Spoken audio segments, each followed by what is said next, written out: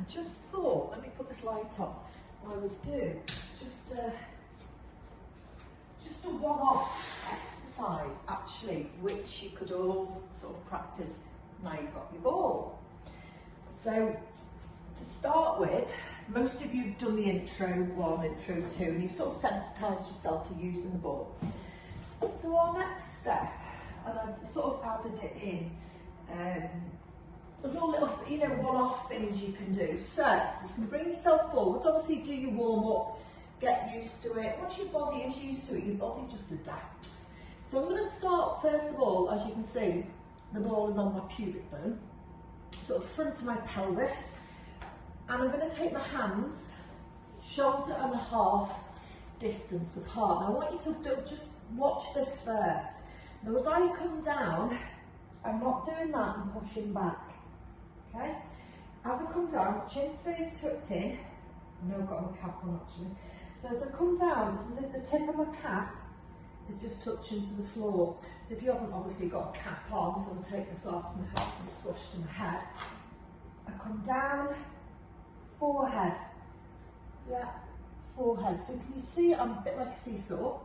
And that's why we want that pivot point, the ball, right underneath the axis of the body, underneath that pelvis. So you're a bit like a seesaw with one at the top and one at the bottom. Then have a stretch out. So you're going to find, or most people in the studio found that quite easy, not too bad.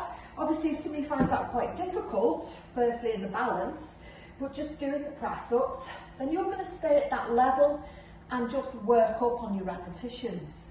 Otherwise, to make it tougher, the further away your torso is, then it's more like, think back to the seesaw, so now it's more like 2 at the top, 1 at the bottom.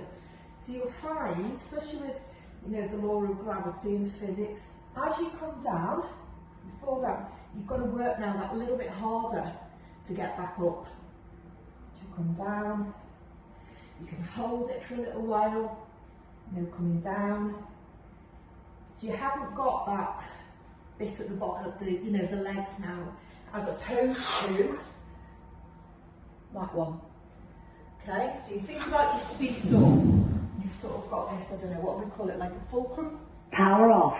So you've got your higher, harder, more body. Further away, so you have to start obviously a bit back.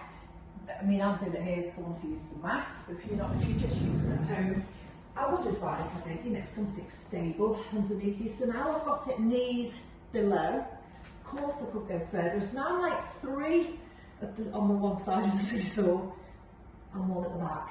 So I'll come forwards, push. What I'm not doing is that, can you see that? Coming down, pushing up. So it is your press up. Remember as well, you've got to have that strength to get yourself back. So I ended up going sort of knees below, and I can tell you it's a lot harder. So you can build on that and then have it as a standalone exercise. I mean, do you know what? These, you could do a whole body workout. I'm not going to say take them on holiday with you, but you need to take the air out, and it folds up into quite a tiny little, and then you just pack your one of them. I should be selling these, shouldn't I? They're all good though. Right, thanks. I hope that helped. Let me know how you get on.